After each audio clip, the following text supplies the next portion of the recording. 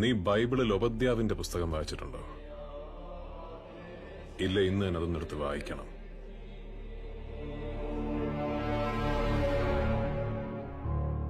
എനിക്ക് നിന്നോട് പറയാനുള്ളതെല്ലാം അതിലെഴുതിയിട്ടുണ്ട്, വ്യക്തമായിട്ട്.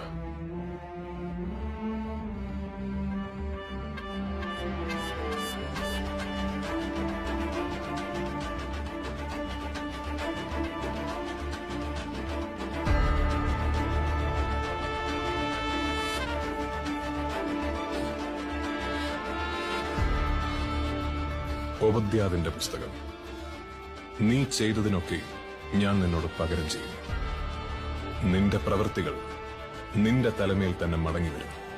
നിന്റെ ഹൃദയത്തിന്റെ അഹന്ത നിന്നെ ചതിച്ചിരിക്കുന്നു. നീ കഴുകനെ പോലെ ഉയർന്നു പറഞ്ഞാലും നക്ഷത്രങ്ങൾക്കിടയിൽ കൂടുകൂട്ടിയാലും അവിടെ നിന്നെല്ലാം ഞാൻ നിന്നെ താഴെ ഇറക്കും.